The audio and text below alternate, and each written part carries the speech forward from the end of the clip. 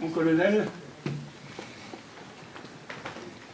madame la conseillère régionale. Je suis là. Ah, ben pourquoi vous n'êtes pas avec nous? Je n'ai pas mangé de camembert ce matin.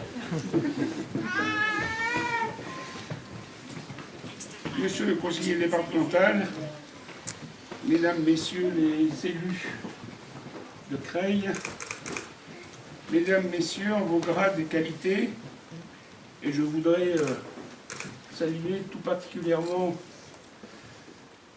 un grade spécifique ou une qualité spécifique, ou les deux à la fois. Je voudrais saluer les parents des enfants qui ont œuvré ce matin, et bien sûr les professeurs des écoles ainsi que leur directeur et madame l'inspectrice qui se passe dans la foule anonyme. Sans eux, cette cérémonie aurait été un peu fade parce qu'ils ont mis le sel populaire à cette manifestation patriotique et je crois qu'on peut les applaudir encore une fois.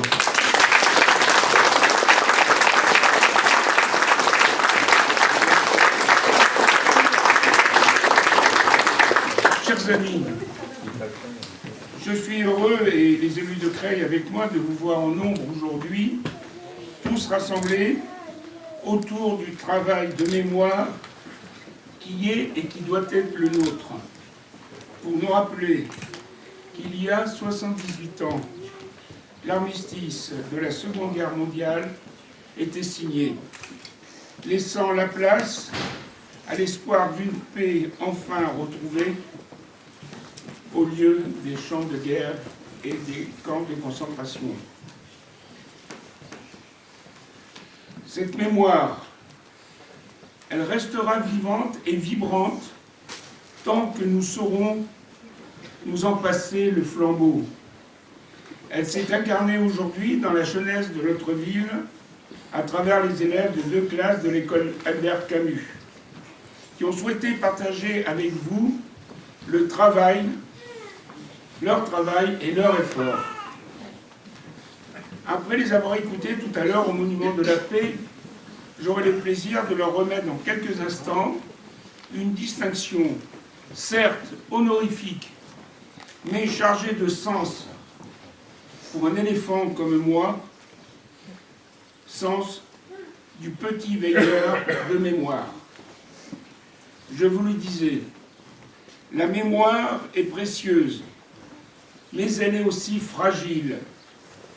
Tout comme moi, vous connaissez l'adage qui dit « loin des yeux, loin du cœur ». À la veille de la journée de l'Europe, pour célébrer le 9 mai 1950, et notre volonté européenne d'une plus grande coopération entre les États, j'aimerais vous demander à vous tous rassemblés ici aujourd'hui de garder en votre cœur et en votre espoir que si nous fêtons la fin d'une guerre, une autre a toujours lieu sur le sol européen et d'autres dans le monde.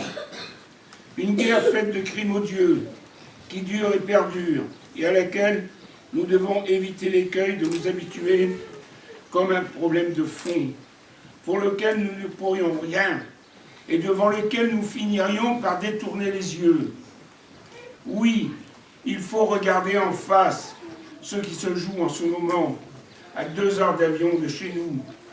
Il faut garder à l'esprit les bombardements, les viols, les assassinats qui se poursuivent. Mais, si nous devons penser à l'Ukraine, nous devons penser aux autres pays qui connaissent la guerre sur leur sol. Nous devons penser à ces victimes des armes à feu qui ne se sont pas tues quand le clairon a sonné. Tout comme nos petits veilleurs de jour, il est de notre devoir de garder en nous cette mémoire présente et immédiate, de rester en alerte face à ce conflit terriblement cruel. C'est à nous de veiller à ce que personne autour de nous n'oublie ce que d'autres subissent en ce moment pour conserver leur dignité de citoyens et d'êtres humains. L'histoire est cruelle, car elle est cyclique. Sans cesse, elle se répète. Sans cesse, elle convoque les mêmes enjeux de pouvoir, les mêmes ambitions de grandeur. Impossible pour moi, vous l'aurez compris, de ne pas faire de parallèle entre le conflit d'hier et celui d'aujourd'hui. De ne pas voir qu'il convoque inévitablement les mêmes craintes et les mêmes hantises. Me revient en mémoire le propos du livre de Joseph Kessel, Les mains du miracle. Et cette histoire vraie d'un homme, Philippe Kersten, qui réussit à arracher des milliers de victimes de l'enfer des camps de concentration en consentant, lui, à devenir masseur thérapeute d'Heinrich Himmler le Cruel. Cette phrase surtout brutale mais révélatrice. Le roi des fous, au lieu de porter une camisole de force, disposait du sang des peuples pour alimenter le jeu de cette démence. Gardons-nous d'avoir à revivre et à réécrire de pareilles histoires. Gardons-nous d'avoir à les transmettre à nos enfants.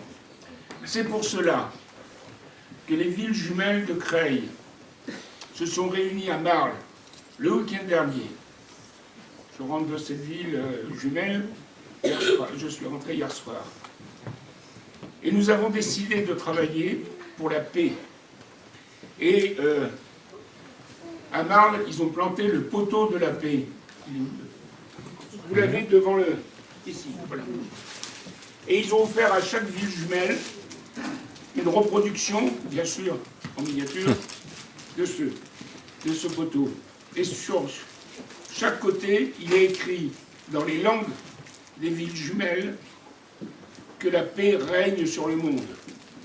Nous avons pris l'engagement, les 7 villes présentes, de mettre un poteau, au moins un poteau de la paix dans chacune de nos villes. Ce matin m'est venue l'idée de mettre un de chaque côté de notre monument à la paix, puisque notre monument n'est pas un monument aux morts, même s'il les honore, mais c'est un monument à la paix se dévoilant au monde. Et donc il y aura de chaque côté, dans le parterre de fleurs, là, sur le premier parvis, un poteau de chaque côté, pour bien montrer qu'à Creil, nous voulons, nous souhaitons et nous combattons pour la paix. La paix, pour moi, ce n'est pas que l'absence de guerre. Bien sûr, elle symbolise la fin de la guerre.